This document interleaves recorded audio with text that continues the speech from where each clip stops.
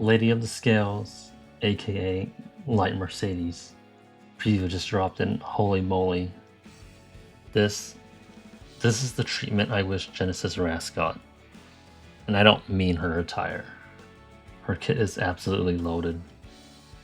Let's just go over her stats and skills real quick. So she's a Light Taurus Soul Weaver, same stat line as DJ Bassar, Frida, Ahmed, and a couple others. You can use them to pre-gear and test. Light Taurus has pretty low base HP, second lowest of the Soul Weaver stat line, but they have 117 speed, the fastest of the Soul Weaver stat line. It also comes with plus 30% in base resistance, and her self-imprint gives 27 resistance. You can buy her imprints using gold transmit stones, like every E7 chapter boss. So hopefully you have those saved up and ready for her if you plan to pull. That's an easy 57% resistance. Moving on to her skills. Her S1. It attacks a single target with 75% chance to inflict fear for 1 turn. The S1 also heals allies based on target's max health. We can see that Crow has 30,349 HP, and it heals for 2,427. Arya has 30,557, and it heals for 2,444. Unless there are any hidden modifiers, that's 8% of the target's max health. The S1 can be soul burned for 10 souls, in which it becomes an AoE attack, and the fear effect chance increases to 100%. Cannot dual attack when soul burned. Her S2 is a passive that grants the frontline unit the unique buff Offering. Offering grants 70% damage sharing effect. Upon receiving lethal damage, grants immortality for 1 turn. Immortality effect can only be activated once per battle. Offering has no turn count, so it stays on indefinitely until the user dies. Continuing for S2, when the unit with Offering dies, all allies are healed 50%.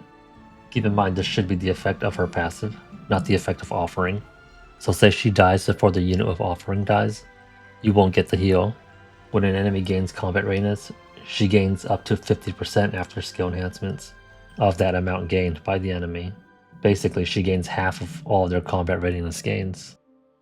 Her S3 is a non-attack skill that cleanses all debuffs from all allies, increases all their combat readiness by 25%, and consumes 20% HP of the unit with the Offering buff to grant all other allies the unique buff Abundance.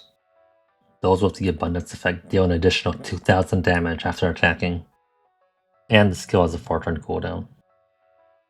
Time for my thoughts. So I think her kit is absolutely loaded. Her S2 passive to gain half the CR of all enemies a CR gain seems pretty nuts.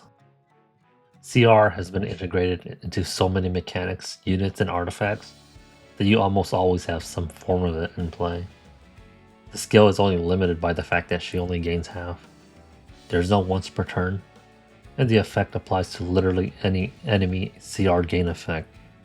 We can see every time the enemy gains CR, she moves. Hera's passive gives her CR, Flan's dual attack passive gives her CR, Arunka's passive from being attacked gives her CR, and even the Rampage buff provided from Hera gives her CR. On top of already being the fastest Soul Weaver stat line, she's going to be getting a lot of turns into certain teams, and she'll be able to interrupt a lot. After cutting the enemy team, she has the option to use her S1 to try stunning them, or just CR push her team with her S3. Now her S2 effect does have some weaknesses. An obvious would be that it's a passive, so you can still use ML Luna to seal it, preventing her from gaining CR. Genesis Ras also has Ignore Resistance Seal, so that might be an option if you're playing slower. Units like Politis and Abyssal Yifin could slow her down, or together stop its effect. Her S3 is a non-attack skill, so that can enable Politis. You also have the option of using CR Reduction. That way, she doesn't gain anything because you're not increasing your CR, you're pushing them back. And the thing is, that isn't even all of her S2. One other part of her S2 is the unique buff Offering, where you give your frontline a damage redirection buff that's 3 times stronger than that of Aureus' effect, on top of providing immortality after a lethal hit. Now, I'm sure a lot of people are looking at ML Ruka to pair with her, and I'm sure she's a strong option.